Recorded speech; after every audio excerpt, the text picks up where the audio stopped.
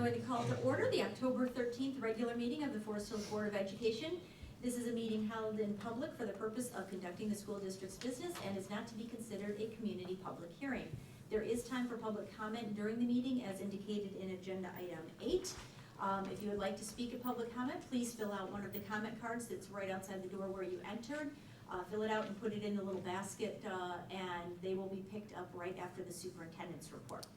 And now, would you please stand and join Girl Scout Troops 4876 and 147 as they dismiss the Pledge of Allegiance. Audience attention, please remove all hats. Color guard attention. Color guard advance.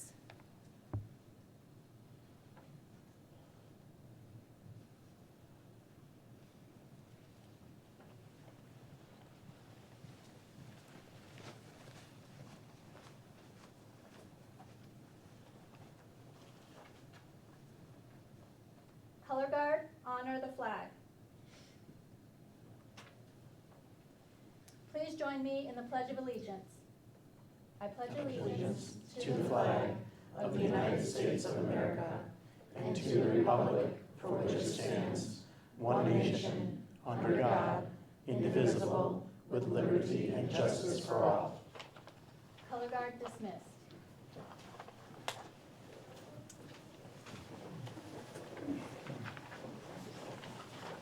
Audience may be seated.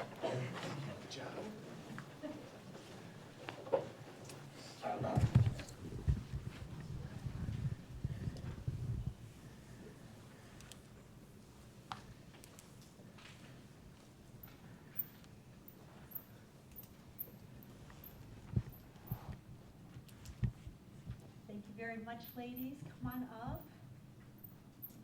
Go ahead and face the audience and say your name nice and loud for everybody, please. First name's fine. Amelia.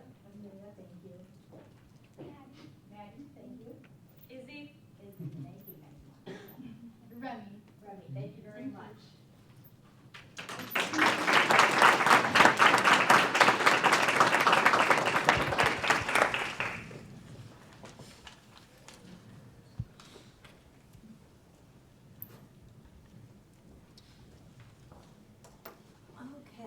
Thank you very much. Our first order of business here is our secretary is not here today.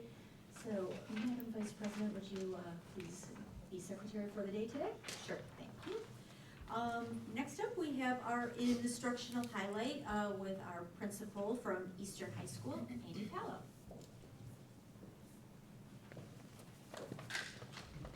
Good evening. I think we're good. Yeah. Yep. All right. At Eastern High School, we have so many points of pride that we love to celebrate. We have amazing students, incredible teachers, programs that we're super proud of, and clubs, activities, and extracurriculars that are really, we feel, second to none. But something that's really unique about Eastern High is the fact that we get to be home to the district categorical program for students with autism.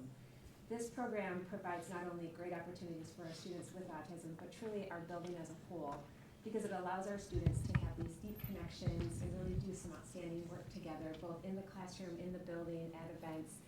And it teaches all of our students a sense of collaboration, connection, and just truly understanding and the ability to work together. Tonight we're really excited to highlight something that's newer to our building, and that's a sensory room. We were able to implement a sensory room last year through the help of the Forest Hills Foundation, and this has been a game changer in our building. It's provided just some wonderful space for our kids with sensory needs to decompress and really get ready to move on with the rest of the day. So tonight I'm really excited to welcome our Rockstar ASD team to join me for this. Stephanie Thornton, our school social worker, and Stephanie Braun, Chris Thomas, and Abby Vincent, our ASD teachers.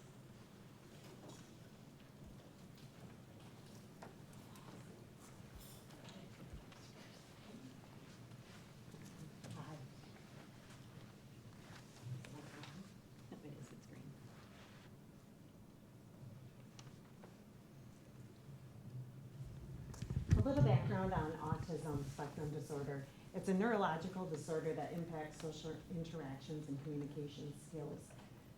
Individuals with autism spectrum disorder typically have behaviors that are stereotyped and have restricted patterns of interest.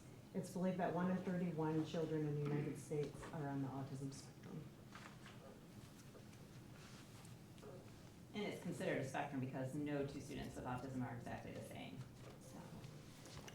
Behaviors communication. If you've had little kids, you might know that. That's their way of letting us know that there's something that's going on. So when a student with autism is having a behavior, often they're struggling to tell us what's wrong, and the behavior is the communication, letting us know that there's something that's bothering them.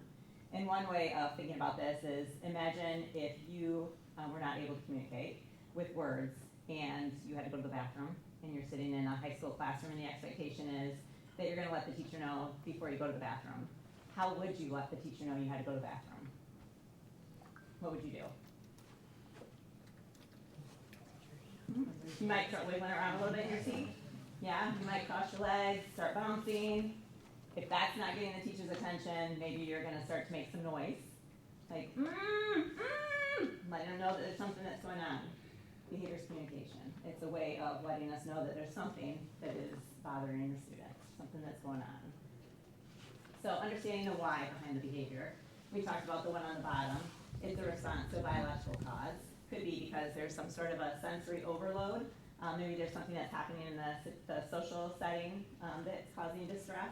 Or maybe there's some sort of pain that the student is experiencing and they can't use their words to help let us know. So the behavior is a way of letting us know. Maybe there's a change in the routine, a change in the environment. This week is a great example. We have a 4-day school week. So on Friday, they're not going to be coming to school, which means, and next week, we're not going to come to school on Monday. So their week is going to start on a Tuesday. And their Tuesday looks different than their Monday. So that's going to throw them off a little bit when we start school next week, or it potentially could. Changes in routines can be really tough. Another reason that they may have behavior is if there's a momentary inability to cope with the complex demands of school. We might think about times when we've had a difficulty coping and we have a momentary lapse with that, but we're able to communicate with our words and let people know that there's something that's wrong. Often, the students who are nonverbal are not able to communicate that, and so the behavior is a way of communicating that with us. And then another reason is if a student is overwhelmed with the task, and the behavior is a way of letting us know that they're feeling overwhelmed. When we think about seeing these different types of behaviors, we see them just about every day. They look different for me, they look different for staff, and then they look different for our students, right? And the first thing we have to think about is how can we self-regulate? How can we bring ourselves from a dysregulated state where we're, frustrated, confused, our body might be feeling a different way, into that regulated state where we're welcome and comfortable in learning. And for students with autism, we see a lot of sensory needs. And so something we have to be aware of is the state of regulation. When we're dysregulated, we're not able to learn. And so we worked a lot in our sensory room to work on those regulating skills, and that happens through co-regulation. So us as staff, it's really, really important for us to feel calm, and then to be able to share that calm with the student. This is one of my favorite quotes. They're dysregulated, not defiant. I think that's something us as educators can always come back to when we're working with kids, especially with autism.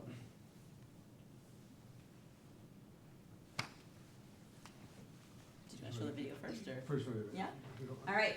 Carly Fleischman is featured in this video, and she is about 33 years old at this point. She's Canadian, and she did not speak at all with words until she was about 12 years old. When they had tried a bunch of different communication devices to help her with being able to communicate. And it wasn't until she was 12 that somebody gave her something like an iPad and she was able to start communicating. And she didn't just start speaking in one word, she started speaking in sentences. She had all of this stuff that was floating around in her head and she couldn't get it out. And so now she's on a mission to try to help people understand what it's like to be somebody who's nonverbal living with autism in this world. And she's going to talk a little bit about what people should know about STEM behaviors. In the autistic community, there's a word called stimming that a lot of people use. What is that? In order to answer this question, I have to explain what a STEM is. My experience is that most doctors don't even know what a STEM is. Most people are able to be in a room and block out sensory input and focus on the person who's talking to them. For someone with autism, our senses come at us all at once, and we do not have a filter that allows us to block out everything. We are constantly overwhelmed by sensory input. A STEM, as doctors call it, is when someone creates output to block input. We create output in order to block out the ongoing input. Typical STEMs are covering one's ears and humming. This allows us to block incoming sounds and change frequencies that we are I would like to point out that most people in the world STEM. How many of you doodle on a piece of paper when you're talking on the phone? How many of you twirl your hair or twiddle your thumbs or tap your feet when talking to somebody? That is all STEM.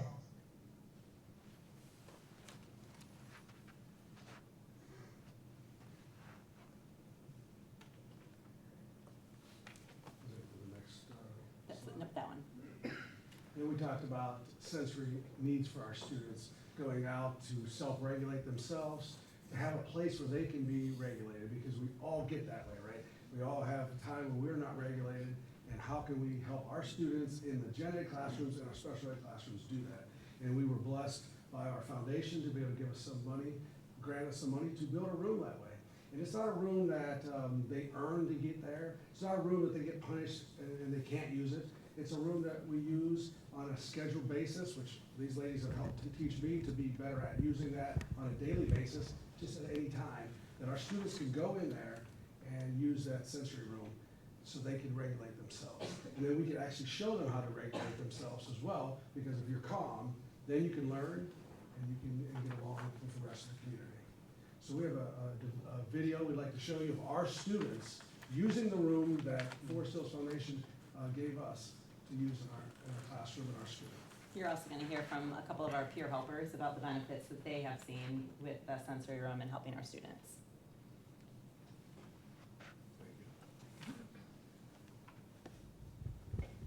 Tobin, tell me what you like about the sensory room. Helps me keep calm. My favorite part about the sensory room is the scooters. How do they make you feel? Happy. I like the sense room is because it's quiet and I can read it, and if someone's being loud, it's good for calming down. I also like to do puzzles and it makes it an inclusive environment for people who may have trouble standing still or just like spend time in class without having any breaks. Hi, my name is Nina, and I am in the peer-to-peer program, and I've been in the peer-to-peer program since I was in elementary school. One big thing that I have noticed at Eastern when kids are using the sensory room before and after is that before a lot of them can have, more upset nervous system, and they can be just, a little bit harder to talk to and get to the point and end the goal with. And then after, I've noticed that a lot of them are less overstimulated, they're more open to talking, and they're overall just calmer and want to be around more people. The kids are able to better focus once they come back from the sensory room, and they can come here and get us some energy on the exercise equipment, like the bike, and then they can just come back and be ready to learn and engage with other students. Should everybody have a sensory room at their school? Yes. How come? The kids are able to regroup in here and calm themselves down in different places, and then go back to class thinking better and just having better attitude. Yes, this room is very beneficial for anyone who's listening to it.